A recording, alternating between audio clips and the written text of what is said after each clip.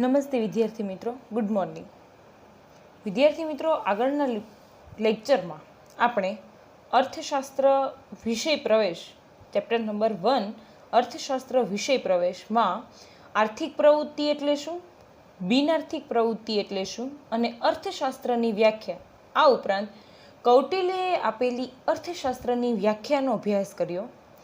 આ વિડિયો લેક્ચરમાં આપણે અર્થશાસ્ત્ર અંગેનું ભારતીય ચિંતન જોવાનું છે. હવે ચિંતન એટલે શું થાય તો કે કોઈ પણ વિષયમાં ઊંડાણપૂર્વકનું શું કરવું, વિશ્લેષણ કરવું, એને શું કહેવામાં આવે છે? ચિંતન.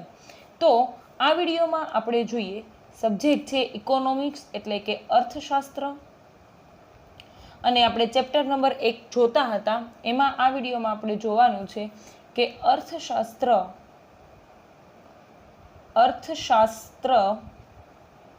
અંગે નું ભારતીય ચિંતન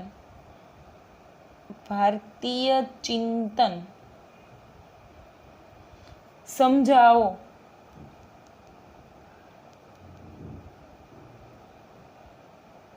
તો કે અર્થશાસ્ત્ર અંગેનું ભારતીય ચિંતન, તો કે ચિંતનનો અર્થ મેં તમને કીધું કે કોઈ પણ વિષયમાં ઊંડાણપૂર્વકનો અભ્યાસ કરો. તો કે ભારતીય અર્થશાસ્ત્ર અંગે ભારત શું માને છે, એટલે કે ભારતીય અર્થશાસ્ત્રીઓ શું માને છે એ જોવાનું છે.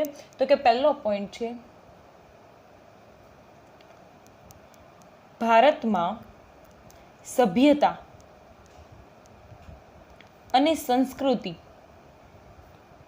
આપણને ખબર છે કે આપણી સભ્યતા એટલે કે આપણી બોલવાચા, આપણે જે વેપાર વાણિજ્યની જે રીતો છે એ, એટલે સભ્યતા અને સંસ્કૃતિનો ઇતિહાસ, ભારતમાં સભ્યતા અને સંસ્કૃતિનો ઇતિહાસ કેટલા વર્ષ જૂનો છે? તો કે એનો ઇતિહાસ છે એ 5000 વર્ષથી પણ શું છે? જૂનો છે.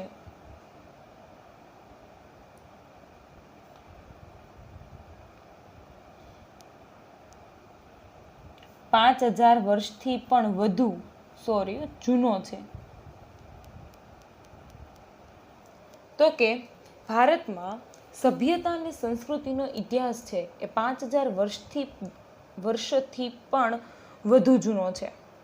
એટલે કે સભ્યતા એટલે કે લોકોની સાથે જે બોલવા ચાલવાની વાણીની જે રીત આપણે કહીએ છીએ, અને સંસ્કૃતિ એટલે કે આપણા પહેરવેશથી માંડીને જે રૂઢિ પરંપરાઓનો જે સમાવેશ કરીએ છીએ એ આપણે વર્ષોથી ચાલ્યું આવે છે.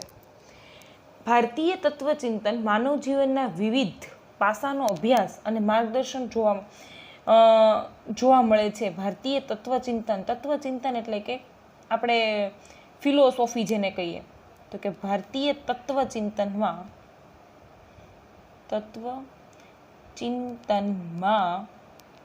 માનવ જીવનના વિવિધ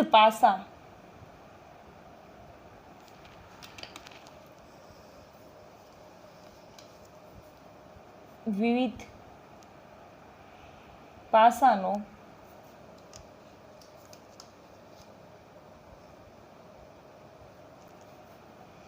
અભ્યાસ જોવા મળે છે. અભ્યાસ અને માર્ગદર્શન જોવા મળે છે.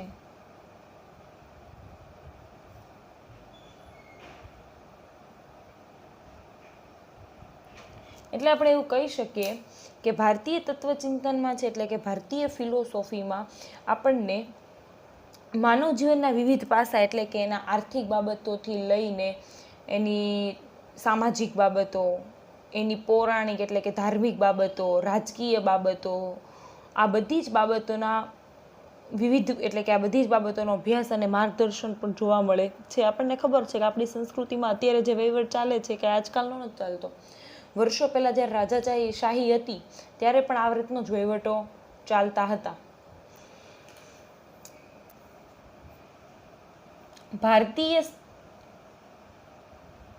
ભારતીય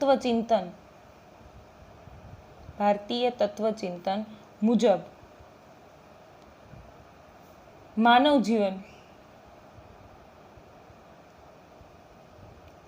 ના મુખ્ય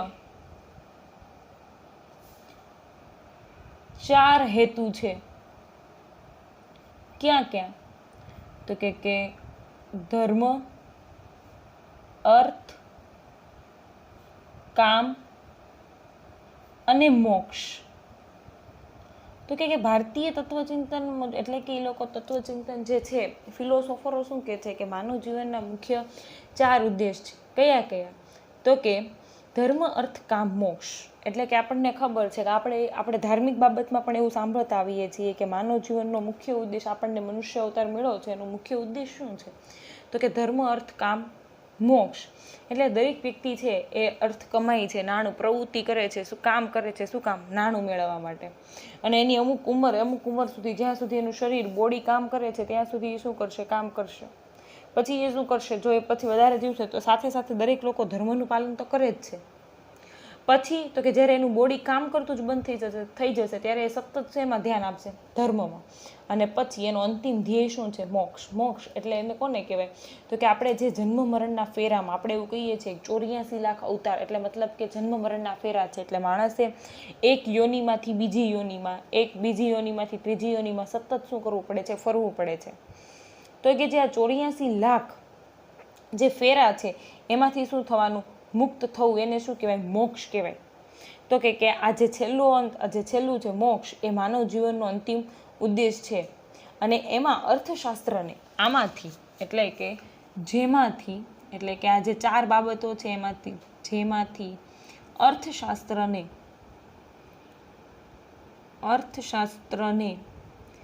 અર્થ અને કામ સાથે, અને કામ એટલે કે એના કાર્ય,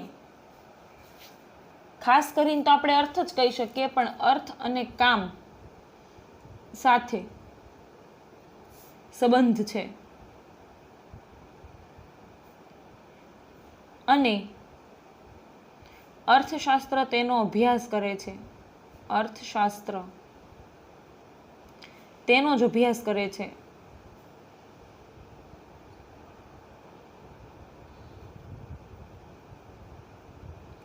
એટલે કે અર્થશાસ્ત્રને છે ને કોની સાથે મતલબ છે? તો કે અર્થ સાથે છે. અને એનો જ શું કરે છે?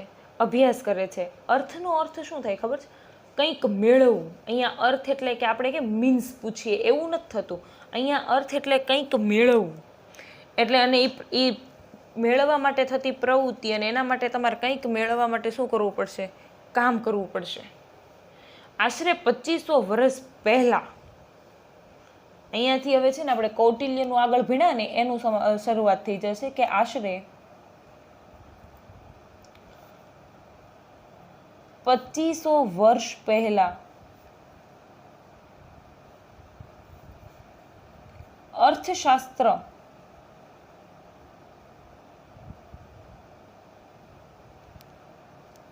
નામના પોતાના પુસ્તકમાં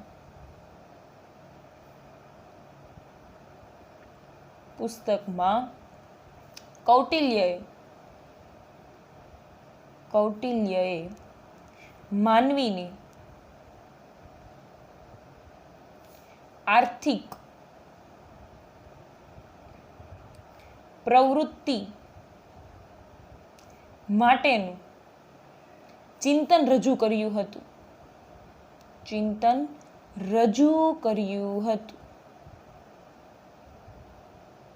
એટલે કે આશરે કેટલા વર્ષ પહેલા? તો કે 2500 વર્ષ પહેલા કૌટિલ્યએ પોતાનું જે પુસ્તક છે કૌટિલ્યનું અર્થશાસ્ત્ર, એમાં માનવીની જે આર્થિક પ્રવૃત્તિ એટલે કે એની જે આર્થિક પ્રવૃત્તિ માટેનું જે વિશ્લેષણ છે, એના પોતાના વિચારો છે, એમાં એણે શું કર્યા છે? રજૂ કરેલા છે. કૌટિલ્યના મતે અર્થશાસ્ત્રની વ્યાખ્યા, તો કે કૌટિલ્યના મતે એ એવું કહે છે કે માનવીની વૃત્તિ એટલે કે એની જે સ્વભાવ છે, વૃત્તિ, અર્થ છે. શું છે? અર્થ છે. એવું આપણે આગળ જોઈ ગયા. માનવીના વસવાટવાળી ભૂમિ અર્થ છે. કારણ કે એની પાસેથી આપણને બધી જ વસ્તુ મળે છે. આવી પૃથ્વીના લાલન પાલન ના ઉપાયો દર્શાવતું શાસ્ત્ર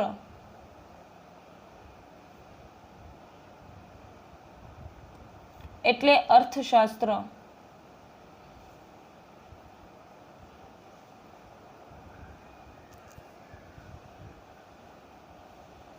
તો કૌટિલ્યએ પોતાના પુસ્તકમાં આવું વ્યાખ્યા લખેલી છે કે માનવીની વૃત્તિ કેવી છે?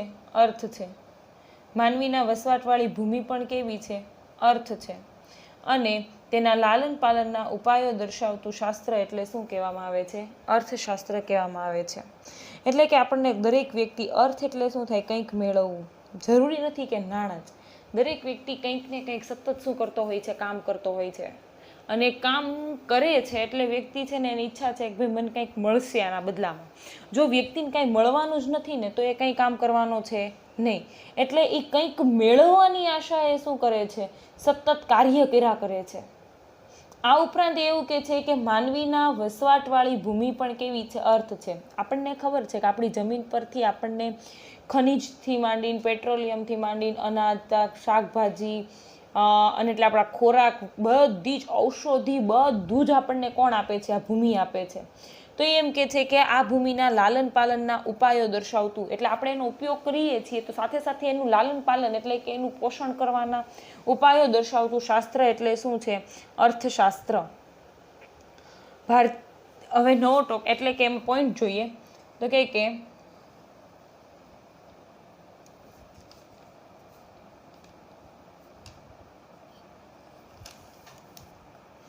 ભારતીય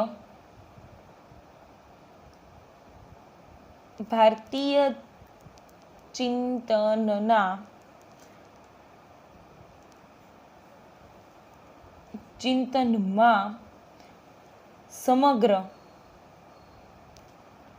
માનવ જાતના કલ્યાણનો વિચાર થતો હોય છે. વિચાર થતો હતો.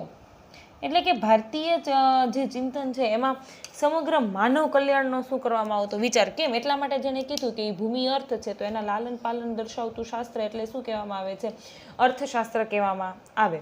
તો કે એમાં છે ને એનું લાલન પાલનનું એટલા માટે કીધું, જો આપણે ભૂમિ અર્થ છે તો એની પાસેથી સતત લેવાનું જ કામ કરીએ ને એનું સાચવીએ નહીં તો એનું જે છેલ્લે નુકસાન છે એ કોને ભોગવવાનું છે? વ્યક્તિએ જ ભોગવવાનું છે. એટલા માટે એવું કહેવામાં આવે છે કે ભારતીય ચિંતનમાં સમગ્ર માનવ કલ્યાણનો શું થતો હતો? વિચાર થતો હતો. આર્થિક પ્રવૃત્તિમાં અર્થ કેન્દ્રિત ન રહેતા. એટલે કે આર્થિક પ્રવૃત્તિમાં અર્થ એટલે કે નાણું આપણે કહીએ અથવા તો કંઈક મેળવવું, એ ખાલી મેળવવાની બાબતને જ કેન્દ્રિત ન રહેતા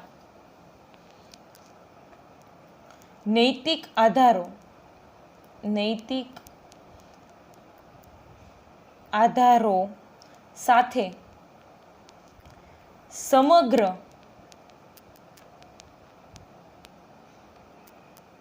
માનવ કલ્યાણ ને ધ્યાનમાં રાખી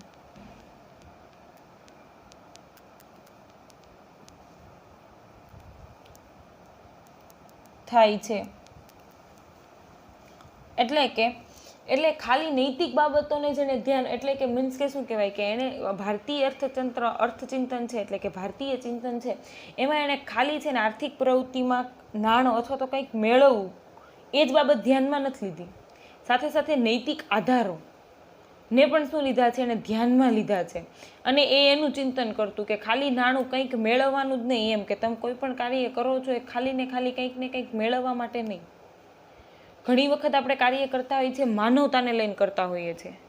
કોઈની હેલ્પ કરી તો એનો મતલબ એવો નથી કે એમાં તમને મળવું જ જોઈએ કંઈક એમ.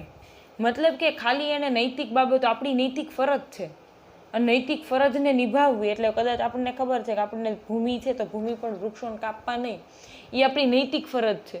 જ્યાં ત્યાં ગંદકી ફેલાવવી નહીં, એ આપણી નૈતિક ફરજ છે. પછી આપણે એમાં જ તેવું કરીએ, એ નૈતિક ફરજનું પાલન ના કરીએ અને તો એવું ચાલે નહીં. તો એટલા માટે અહીંયા એવું કહેવાય છે કે ખાલી એને અર્થને જ ધ્યાનમાં લીધું નથી. સમગ્ર કોને લીધું છે? તો કે સમગ્ર નીતિ એટલે કે નૈતિક આધારોને પણ ધ્યાનમાં લીધા છે. અને એટલા માટે આપણે કહી શકીએ કે કૌટિલ્યનું અર્થશાસ્ત્રમાં છે ને નીતિશાસ્ત્રની શું જોવા મળે છે? અસર જોવા મળે છે. અને કૌટિલ્ય છે ને મોટા ભાગે, કેમ કૌટિલ્યના અર્થશાસ્ત્રમાં નીતિશાસ્ત્રની અસર જોવા મળે છે? કારણ કે કૌટિલ્યના મોટા ભાગના વિચારો છે ને એ આર્થિક વિચારોમાં એને જાહેર અને સામૂહિક વર્તનને છે ને ધ્યાનમાં લીધું છે. કેમ? તો કે એ સમયે શું હતી? રાજાશાહી હતી. એટલે એ રીતનું એને અર્થતંત્ર શું લીધું છે? ધ્યાનમાં લીધું છે અને પોતાના વિચારો રજૂ કર્યા છે. એ એટલા માટે આપણે છે ને ભારતીય ચિંતન વાળું જે અર્થતંત્ર છે એ કેવું છે? તો કે એ સમયે રાજાશાહી હતી એટલે એ સિચ્યુએશનને ધ્યાનમાં રાખીને એણે એના પોતાના વિચારો રજૂ કરેલા. હવે પછી અત્યારે સ્થિતિ શું છે? બદલાણેલી છે. તો અત્યારનું જે અર્થતંત્ર, અત્યારના અર્થશાસ્ત્રીએ પોતાના વિચારો રજૂ કરી એ અત્યારની સિચ્યુએશનને ધ્યાનમાં રાખીને કરતા હોય. હરેક સિચ્યુએશન વખતે, સ્થિતિ વખતે એના સમસ્યાનો ઉકેલ છે ને જુદો જુદો હોય. જેવી સિચ્યુએશન હોય એવો જ તેનો શું હોય? ઉકેલ હોય. જેમ કે આપણને ખબર છે કે આપણને માથું દુખતું હોય તો આપણે માથાની જ દવા લઈએ, પેટમાં દુખાવાની દવા લઈએ નહીં, તો પછી એનું સોલ્યુશન નહીં આવે. અને પેટમાં દુખતું હોય ને તમે માથાની દવા લ્યો તો પણ ચાલે નહીં. તો એવી જ રીતે તમારી સિચ્યુએશન કઈ છે એના આધારે. એટલે એ સમયે કૌટિલ્યના અર્થશાસ્ત્રમાં નીતિશાસ્ત્રનો ભાર પડે છે. કેમ કે એ સમયે એનું જે એને કૌટિલ્યએ જે પણ કંઈ ચિંતન રજૂ કર્યું એમાં નીતિશાસ્ત્ર જોવા મળ્યું. શું કામ? તો કે એ સમયની સિચ્યુએશન એવી હતી.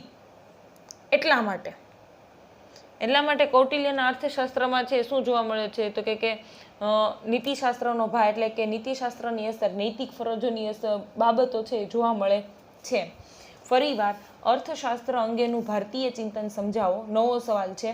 તો કે ભારતમાં સભ્યતા અને સંસ્કૃતિનો ઇતિહાસ છે 5000 વર્ષથી પણ વધુ વર્ષથી પણ શું છે? જૂનો છે. ભારતીય તત્વચિંતનમાં માનવજાતના વિવિધ પાસાનો અભ્યાસ અને માર્ગદર્શન કરવામાં જોવા મળે છે. મતલબ કે એના માનવ જીવનની આર્થિક, સામાજિક, રાષ્ટ્રીય બધી જ બાબતો, ધાર્મિક બાબતો, બધી જ બાબતોનો ભારતીય તત્વચિંતકો એટલે ફિલોસોફરો એવું કહે છે કે માનવ જીવનના મુખ્ય 4 હેતુ છે. કયા? તો કે ધર્મ, અર્થ, કામ અને મોક્ષ. જેમાંથી અર્થશાસ્ત્રને કોની સાથે નિષ્પક્ષ છે? તો કે અર્થ સાથે છે. અર્થશાસ્ત્રને શું છે? નિસ્બત છે. અર્થ એટલે કે કામ, એ બંને સાથે નિસ્બત છે ને અર્થશાસ્ત્ર એનો જ અભ્યાસ કરે છે. નિસ્બત હોવો એટલે કે એની સાથે મતલબ છે એમ. કે પછી એને કયો ધર્મનું પાલન કરે છે એ અર્થશાસ્ત્રને કાંઈ લેવા દેવા નહીં. એને તો ખાલી આર્થિક વ્યવહાર સાથે શું છે? લેવા દેવા છે. પછી આશરે 2500 વર્ષ પહેલા અર્થશાસ્ત્ર નામના પોતાના પુસ્તકમાં કૌટિલ્યએ માનવીની આર્થિક પ્રવૃત્તિ માટેનું શું કરેલું? ચિંતન રજૂ કરેલું. એટલે કે પોતાના વિચારો છે એને અર્થશાસ્ત્ર નામના પોતાનું જે પુસ્તક છે એમાં એણે લખેલા. અને એમાં કૌટિલ્યએ કીધું કે માનવીની વૃત્તિ છે ને એ અર્થ છે. એટલે માનવીનો સ્વભાવ અર્થ છે. કોઈ પણ વ્યક્તિ કંઈ પણ કાર્ય કરશે ને તો એ એમનામ નહીં કરે. અને માનવીના વસવાટવાળી ભૂમિ પણ કેવી છે? અર્થ છે. અને તેથી તેના લાલન પાલન દર્શાવતું શાસ્ત્ર એટલે શું થાય? અર્થશાસ્ત્ર. હવે ભારતીય ચિંતનમાં સમગ્ર માનવ કલ્યાણનો પણ શું કરવામાં હતો? એ સમયે વિચાર થતો હતો. અને આર્થિક પ્રવૃત્તિમાં ફક્ત ને ફક્ત અર્થ એટલે કે કંઈક મેળવવાની બાબતને છે એને કેન્દ્રિત ન ગણતા નૈતિક આધારોનો પણ એમાં શું કરવામાં આવતો હતો? સમાવેશ કરવામાં આવેલો. અને એટલા માટે એમ કહી શકાય કે કૌટિલ્યનું અર્થશાસ્ત્ર છે એ નીતિશાસ્ત્ર છે. અને કૌટિલ્યના વિચારો છે ને એ સમયની સ્થિતિને આધારે હતા. કેમ કે એ સમયમાં લોકો રાજાશાહી હતી એટલે સમૂહમાં કામ કરવાનું હતું. તો સમૂહ અને જાહેર વ્યવસ્થાવાળી સિચ્યુએશન હતી. એટલા માટે છે ને એણે એ રીતે વિચારો રજૂ કરેલા અને એ બાબતને એણે ધ્યાનમાં રાખેલી. આથી આપણે એમ કહીએ કે એ સમયે એટલે મતલબ કે કૌટિલ્યનું અર્થશાસ્ત્ર છે એ સમગ્ર સામૂહિક પ્રવૃત્તિને ધ્યાનમાં લે છે અને એને એનું માર્ગદર્શન આપે છે. એ વખતે રાજાશાહી હતી એટલા માટે. વિદ્યાર્થી મિત્રો, આજના લેક્ચરમાં આપણે અહીં સુધીનું રાખીએ. આવતા લેક્ચરમાં વર્તમાનમાં જે અર્થશાસ્ત્રીઓ એટલે કે આપણે મતલબ કે એટલા જૂના રાજાશાહી જેટલા જૂના તો નહીં, પરંતુ એડમ સ્મિથ છે, બધા વિદેશી છે, રોબિન્સ છે, સેમ્યુઅલ્સ છે, આ બધા અર્થશાસ્ત્રીઓએ આપેલું, બધા અર્થશાસ્ત્રીઓના મતે વર્તમાન સ્થિતિને ધ્યાનમાં લઈને અત્યારે અર્થશાસ્ત્ર શું છે એની માહિતી મેળવીશું. Thank you.